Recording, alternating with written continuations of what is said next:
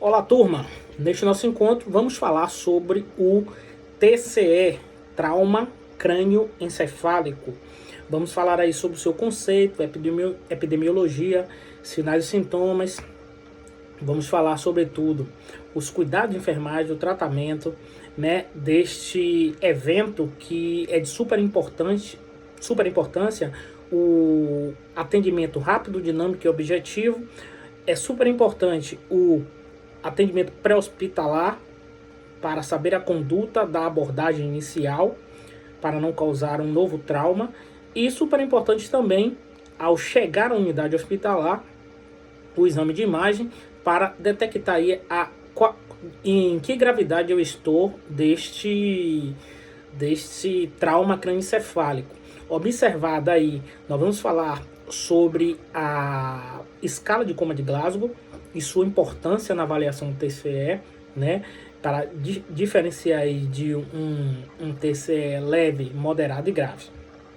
Então, como conceito, nós temos aí que, como definição, né, o PHTLS traz o conceito de TCE como uma disfunção cerebral, né, causado por quê? Por um trauma. Esse trauma é uma energia mecânica que é disparado aí no cérebro. Então, por isso, o trauma crânioencefálico. E quais são essas lesões? Quais são essas lesões que pode ocasionar aí esse TCE? Uma fratura de crânio, né? Por conta de um trauma, uma energia, né? Por esse mecanismo externo. E quanto maior for a energia, maior vai ser o dano que vai causar a essa estrutura cerebral. Como lesões do cérebro, a gente pode trazer aí lesões intracranianas, que podem ser classificadas em focais e difusas, né? Esse trauma pode levar a hematomas. Esses hematomas ele pode ser dividido em extradurais ou epidurais, né? Subdurais. É importante a gente ter a noção aí de anatomia do cérebro para a gente entender aí as meninges, né?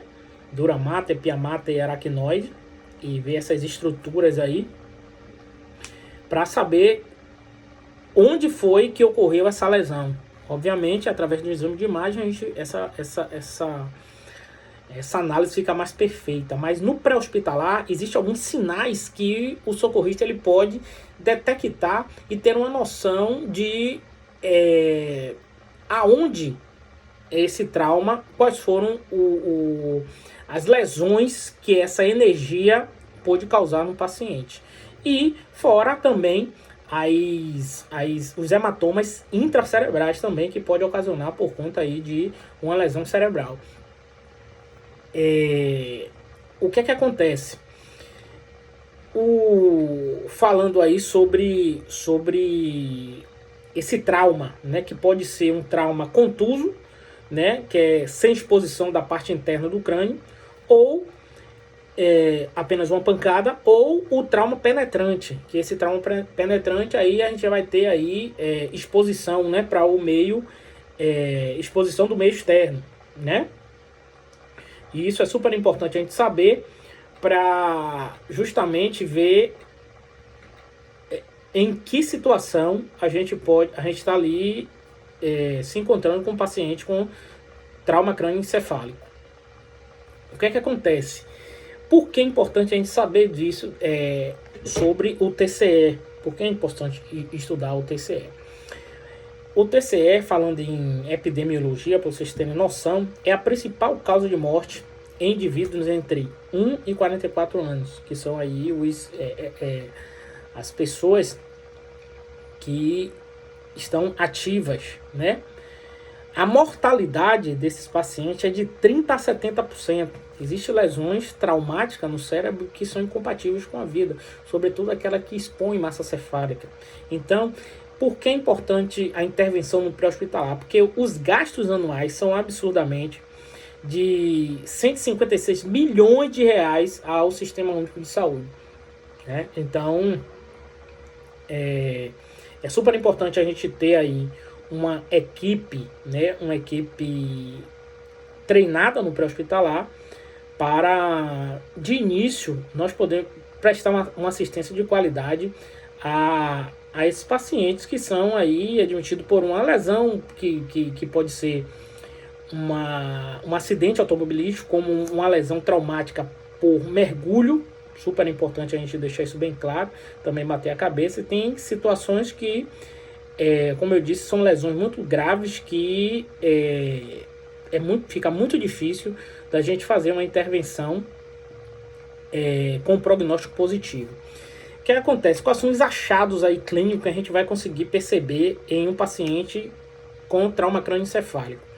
A primeira coisa é a gente ter noção de que é um trauma, e o trauma a gente precisa fazer o nosso protocolo, a nossa linha de atendimento. Qual é essa linha de atendimento? É justamente a gente focar no atualizado XABCDE, né? Onde X é hemorragias sanguinantes, o A ali é a abertura da via aérea justamente com controle da cervical. É aí que é super importante, se eu tiver diante de uma vítima de trauma crânioencefálico, eu não posso fazer a manobra de chin lift ou elevação aqui do mento, porque eu posso ter uma lesão de cervical. Então é mais preconizado aí a gente utilizar a manobra de elevação da mandíbula, né, a de Altrost, elevando aqui a mandíbula e desobstruindo essa via aérea, porque em situações traumáticas entendemos que o rebaixamento da língua, a queda da língua, da base da língua na via aérea, é uma importante algo importante que o socorrista precisa entender e que acontece em pacientes após relaxar a musculatura, a língua relaxa e obstrui a via aérea. E apenas com esse movimento a gente consegue desobstruir a via aérea desse paciente e automaticamente ali restringir esse movimento, né? Hoje temos aí uma nova visão através dos nossos protocolos aí da IUCOR, né? Que tem sido muito divulgado, e não mais se fala sobre essa imobilização, mas sim da restrição da coluna. E obviamente o que estamos falando aqui é que diante de uma situação traumática de um TCE, vamos analisar os princípios e as preferências, né? Os princípios eles são imutáveis, que é justamente esses protocolos que nós estudamos, que temos que colocar em prática em nosso atendimento. A preferência é justamente analisar o fato concreto e ter um raciocínio crítico diante da situação, não ficando engessado, e sim ver qual a melhor estratégia seguindo o protocolo, seguindo os princípios para eu salvar esse paciente. Então, dentro desse achado clínico, ali no A, a abertura da via aérea com aí a restrição desse movimento da coluna. O B é a boa ventilação, eu vou ver se há expansão torácica. O C, vamos ver a circulação, e neste momento aí vamos ver outro tipo de hemorragia que tenha. Na função D, justamente nós vamos analisar a disfunção neurológica por conta desse trauma, e é super importante a gente analisar a escala de coma de Glasgow, que hoje, com a atualização, incluindo aí a pupila como uma grande referência para nós analisarmos em que grau esse TCE ele está. Então, assim, um achado clínico importante que a gente pode ver é um hematoma na cabeça. Diante de um hematoma na cabeça, esse paciente, ele estando inconsciente, a gente pode estar diante de um TCE aí de leve a grave. Ferimento no couro cabeludo, né? A saída de sangue, e líquido pelo ouvido, aí a otorragia, eu posso estar diante de uma lesão de base de crânio, né? Olico, né?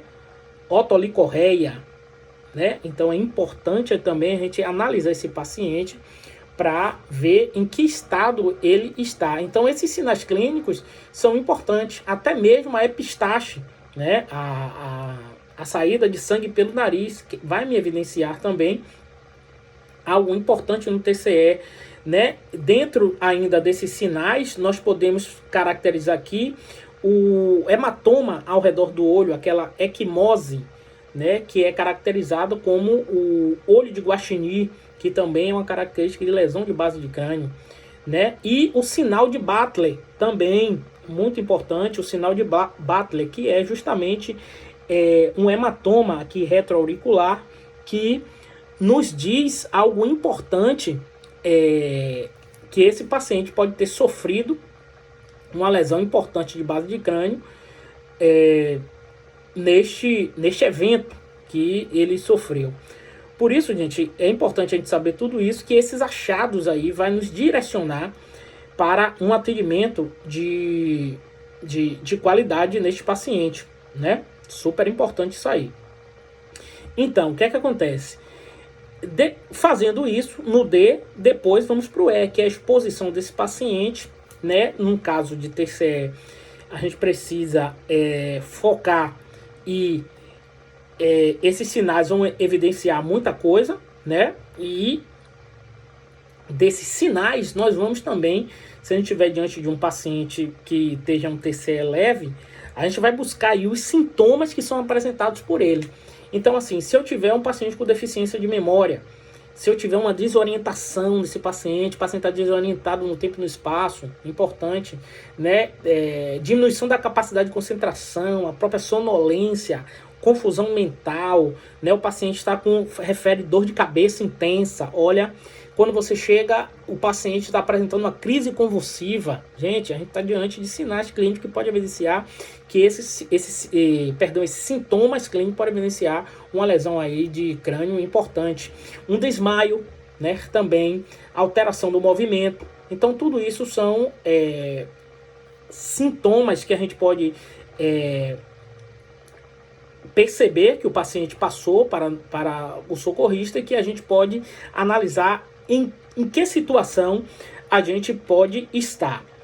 E após isso, obviamente, nós vamos, após o XABCDE, nós vamos fazer justamente a avaliação da escala de coma de Glasgow. Ora, o que é que acontece? O que é que essa escala nos traz aí de evidência que o socorrista ele precisa analisar? Primeiramente, nós vamos ver a abertura ocular. Essa abertura ocular, eu sempre digo, abertura ocular melhor resposta verbal e resposta motora. Super importante isso. Por quê? Porque a partir daí nós vamos ver se os valores que são relacionados. Então, como abertura ocular, eu tenho aí o valor de 4, né? De 1, na verdade, a 4, né? Onde 1 eu não tenho nenhuma abertura verbal, ocular, e 4 eu tenho abertura ocular espontânea, ou seja, quando você chega na cena, o paciente está abrindo e fechando os olhos, né? Isso aí é um sinal importante. Como resposta verbal, nós temos aí o valor de 5, então 4, 5 e 6 motora. Resposta, abertura ocular, eu tenho o valor de 4. Melhor resposta verbal, eu tenho um valor de 5. E resposta motora, que é justamente a gente vai analisar, eu tenho um valor de 6. Então, a escala de coma de Glasgow ela vai de 3 a 15, onde 3 é a pior resposta, né? Eu estou diante de um paciente gravíssimo. E onde 15 é a melhor resposta, eu posso 15 aí caracterizar como TCE leve, eu estou diante de um paciente que tem um prognóstico bom. Então, o que eu vou analisar na resposta verbal? Se eu chego na cena, o paciente, eu chamo seu João, Dona Maria, e ele não responde, não tem nenhuma resposta. Então, o valor vai ser 1, né? Se eu estou diante de um paciente, Dona Maria, que dia é hoje? Ela fala, hoje é quinta-feira, fala a data, né? E você vê que ela está orientada no tempo e no espaço. Você sabe onde a senhora está? E ela fala, eu estava indo para tal lugar e aconteceu esse acidente. Ora, eu estou diante de uma paciente orientada. Então, eu estou diante de valor 5. E aí a gente vai reduzindo, gente, reduzindo até ela não apresentar. Sendo que, se ela falar ações incompreensíveis, eu vou diminuir um ponto, eu vou para 4. Se ela fala palavras inapropriadas, não fala nada com nada, eu diminuo mais um ponto e vou para 3. Né? Se ela balbucia ali, ó, Dona Maria balbucia, importante aí analisar que eu vou reduzir para 2. E se não tem um, eu reduzo para 1. Tranquilo? A resposta motora, que vai de 1 a 6, nós vamos ver se Dona Maria obedece a comandos. Chegou na cena, Dona Maria, coloque o braço no nariz, ou levante esse braço, tem dor em algum dos lados, e Dona Maria levanta, ela obedece a comandos. Se eu chego na cena, seu João não obedece, seu João levante o braço e ele não tem resposta nenhuma motora, esse valor é 1, então de 6 obedece a comandos, 1, nenhum comando. Sendo que se eu tiver uma dor localizada, quando eu faço ali hoje, não mais o estímulo doloroso, e sim o estímulo por pressão, né? Ou na região aqui da unha, no leito unguenal, ou nessa região acima aqui da pálpebra, né? E fazer uma leve pressão, então e a mão vai com movimento de retirada, né? Ela localiza essa dor. Onde é que dói? Ela localiza, eu vou tirar 1 ponto. O movimento de retirada eu vou tirar 2 pontos, né? Se ela tem uma flexão anormal, eu vou tirar mais 1 ponto. E aí, se ela tem uma extensão anormal, que nós chamamos aí de decorticação e descerebração, são importantes. Esse movimento que o paciente fica quando você chega e você tenta tirar e não consegue, há uma força ali muscular que não consegue, ou o movimento de extensão anormal, quando ele estende assim, né? Então, esse movimento quer dizer que também eu estou diante de uma resposta motora que pode trazer complicações aí com prognóstico ruim. Sendo que após a análise desses números, nós vamos estar diante da classificação do trauma crânioencefálico. Se eu tiver um score de 3 a 8, analisando resposta, abertura ocular, melhor resposta verbal e resposta motora, se eu tiver um score aí de 3 a 8, eu estou diante de um TCE grave, e diante desse TCE grave, muitas das vezes é prudente garantir uma via aérea, porque esse paciente pode evoluir com uma insuficiência respiratória e uma parada respiratória, evoluindo aí para uma PCR. Se eu tiver diante de um score de 9 a 12, eu vou estar diante de um TCE moderado. E aí, de 9 a 12, um TCE moderado. E se eu tiver com score de 13 a 15, eu estou diante de um paciente com TCE leve. O que é importante aí a gente analisar? Esse paciente, é importante a gente analisar também sinais vitais, porque dentro desse contexto nós podemos também saber alguns sinais clínicos que nós vamos perceber nesse paciente após a vista dos sinais vitais, que pode nos dar um preditivo de uma pressão intracraniana elevada por conta desse trauma, né? Temos aí uma pressão intracraniana que basal, a gente pode ter 10 milímetros de mercúrio, né? E que em uma situação traumática a gente pode ter uma pressão aí elevada, sair dos 10 e para 15, para 20. Então essa pressão intracraniana está elevada por conta do trauma.